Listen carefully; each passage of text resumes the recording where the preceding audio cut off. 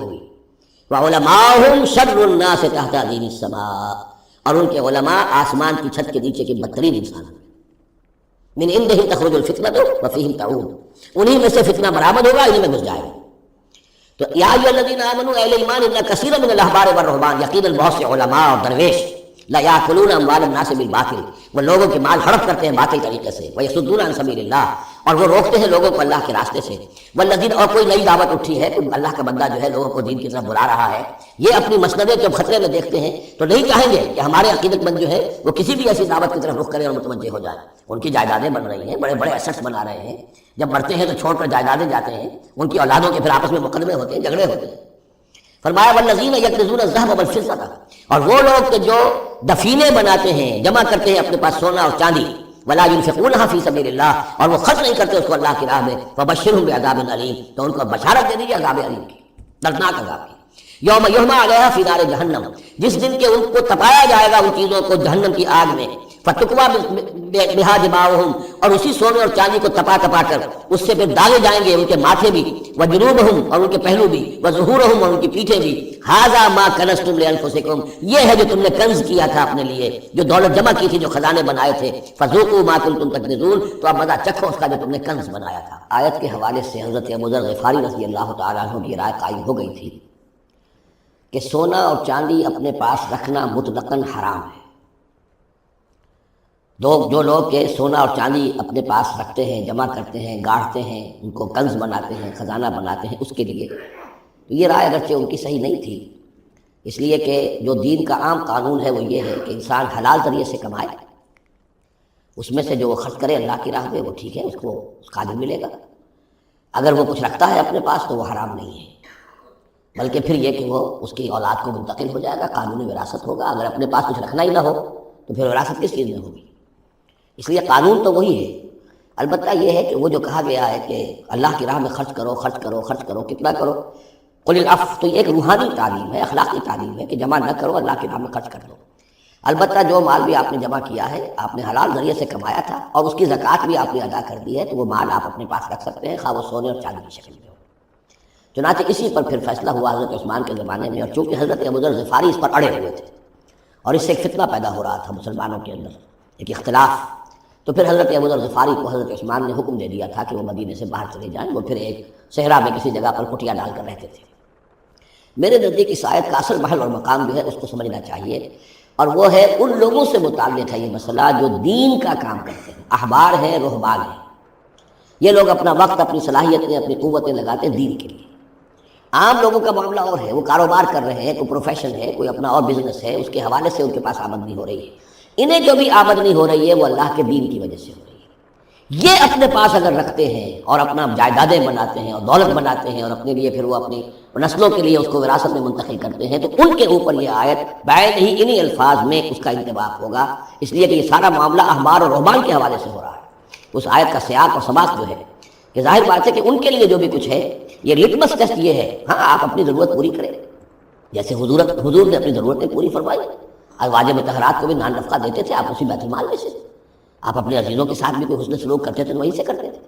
کبھی بیت المال خالی ہے تو فاقہ بھی آ رہا ہے، لیکن ضرورتیں پوری کریں، جائیداد بنا کر نہ چھوڑ کر جائیں۔ یہ جو معاملہ ہے کہ اس کو جمع کیا جائے پھر وہ جائیداد بنے، میرے نزدیک آج بھی اگر آپ جاننا چاہیں علماء حق کون ہیں اور علماء سو کون ہیں، تو لٹمس ٹیسٹ یہ ہے، جو شخص اپنے دینی کیریئر کے نتیجے میں پھر جائیداد بنا کر اور دولت چھوڑ کر بڑا ہو، وہ علماء سو میں سے لا محالہ، اس میں کسی شک و شبہ کی گنجائش نہیں۔ میں اسے لٹمس ٹیسٹ کے طریقے سے بیان کر رہا ہوں۔ یوم یحمى علیہا فی نار جہنم فتقوی بہا جباہہم وجنوبہم، جس دن کہ ان کو تپایا جائے گا اس سونے اور چاندی کو جہنم کی آگ میں، اور پھر داغے جائیں گے ان سے ان کے پیشانیاں بھی اور ان کی پسلیاں بھی اور ان کی پیٹھیں بھی۔ ھذا ما کنزتم لانفسکم، یہ ہے وہ جو تم نے اپنے لیے جمع کیا تھا، لانفسکم فذوقوا ما کنتم تکنزون، تو مزہ چکھو اپنے اس کنز کا۔ ان عدت الشہور عند اللہ 12 شہرا، اللہ کے ہاں مہینوں کی تعداد 12 ہے، فی کتاب اللہ، اللہ کی شریعت میں، اللہ کے قانون میں، تکوینی بھی اور تشریعی بھی۔ یوم خلق السماوات والارض، جس دن سے کہ اللہ تعالیٰ نے پیدا کیا آسمان اور زمین،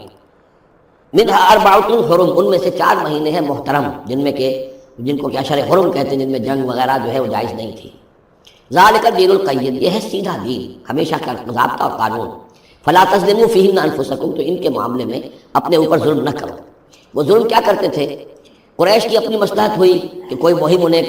کوئی لڑائی کا معاملہ ہے ان کے درپیش ہے، وہ کہتے تھے اس سال یا شرع حرم فلاں کی بجائے فلاں مہینے ہوں گے، وہ کیلنڈر کو الٹ پھیر کرتے رہتے تھے کہ اس مرتبہ جو ہے یہ عمرے کے لیے مہینہ رجب کا نہیں ہوگا، فلاں ہوگا۔ اس حوالے سے وہ کیلنڈر جو تھا ڈسٹرب تھا، لیکن ہوا ایسا ہے قدرت خداوندی سے کہ جس سال آپ نے آخری حج کیا ہے حجۃ الوداع، تو اس سال وہ ساری جو غلطیاں ہوتی ہیں اس کے بعد وہ جو اس کا مجموعی اور آخری نتیجہ یہ تھا کہ صحیح جگہ پر وہ کیلنڈر آ گیا تھا۔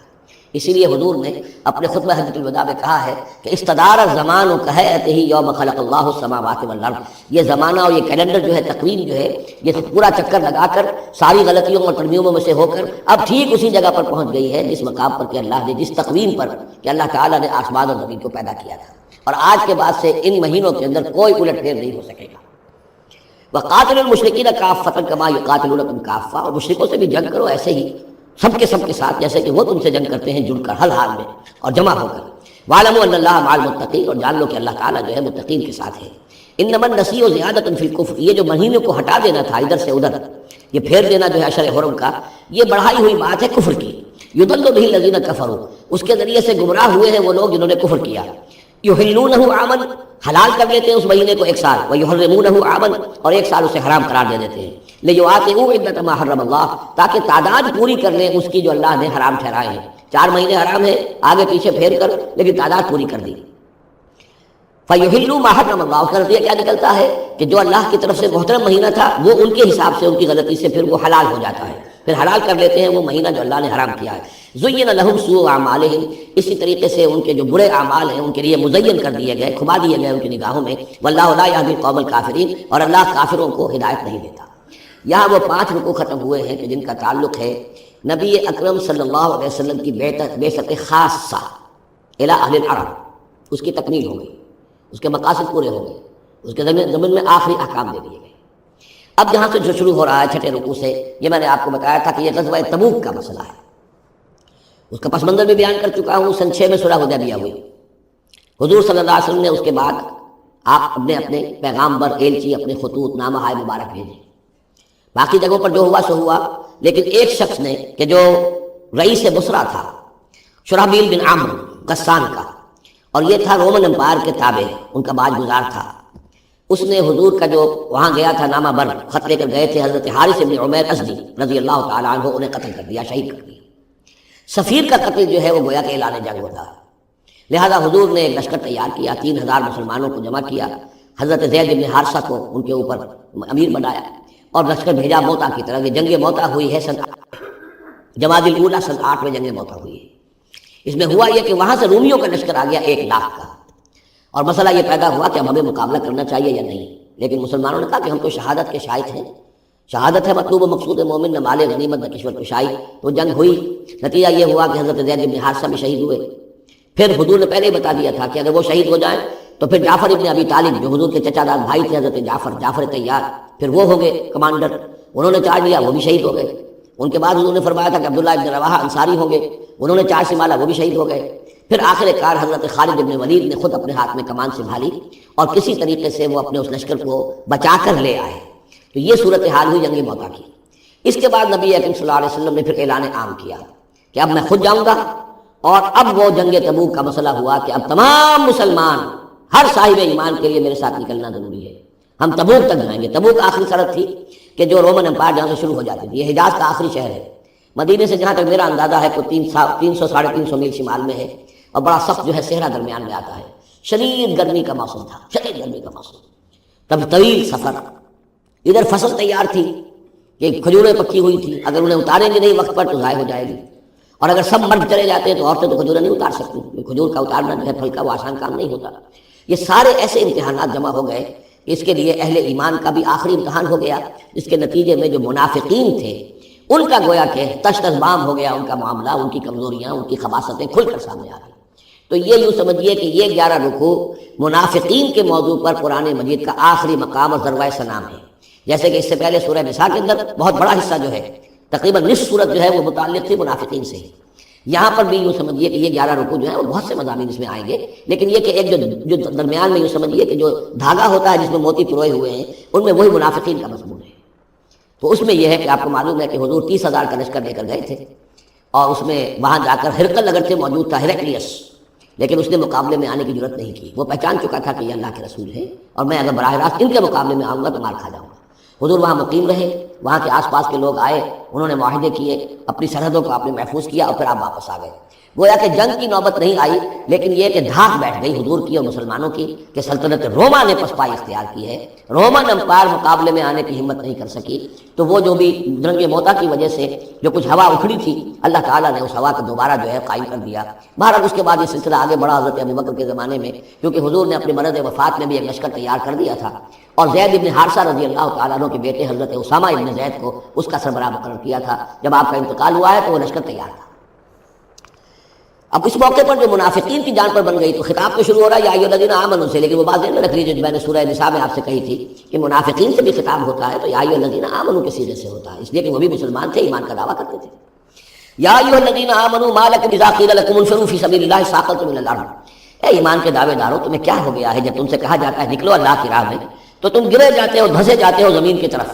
یعنی کہ پاؤں من کے بھر کے ہو گئے اور اٹھا نہیں جا رہا، حوصلہ جو ہے جواب دے گیا. ارضیتم بالحیات الدنیا من الآخرہ. اب یہ وہی سرچنگ کویسچن، ذرا سوچو، کیا تم نے آخرت کی بجائے دنیا کی زندگی کو قبول کر لیا ہے؟ دعوے دار تو ہو ایمان بالآخرت کے، لیکن اگر تم اللہ کی راہ میں جنگ کے لیے نکلنے کے لیے تیار نہیں ہے تو اس کا مطلب یہ کہ تم آخرت ہاتھ سے دے کر اور دنیا خرید رہے ہو.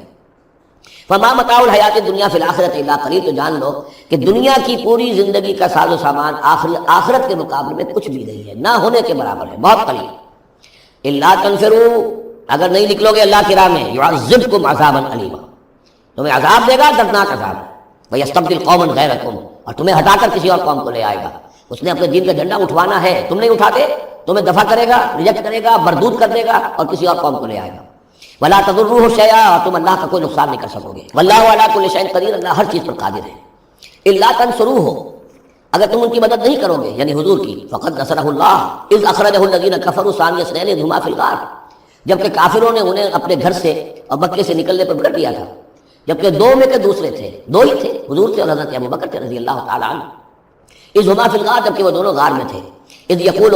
یہ غار ثور کا واقعہ ہے. اذ یقول لصاحبہ لا تحزن، جب حضرت ابوبکر نے رضی اللہ تعالیٰ عنہ یہ کہا کہ حضور یہ تو پہنچ گئے ہیں غار کے دہانے تک، اگر کسی نے ذرا بھی نیچے جھانک لیا تو ہم نظر آ جائیں گے. تو حضور نے فرمایا لا تحزن، فکر نہ کرو، ان اللہ معنا، اللہ ہمارے ساتھ ہے. فانزل اللہ سکینتہ علیہ، تو اللہ تعالیٰ نے تسکین اور سکون نازل کر دیا ان پر. وایدہ بجنود لم تروها، اور ان کی مدد فرمائی ان لشکروں سے جنہیں تم نہیں دیکھتے. وجعل کلمۃ الذین کفروا السفلی، اور جس کا نتیجہ یہ نکلا ہے کہ کافروں کا کلمہ جو ہے وہ نیچا پڑ چکا ہے. پورے جزیرہ نما عرب کے اندر اللہ کا دین جو ہے غالب آ چکا ہے. وجعل کلمۃ الذین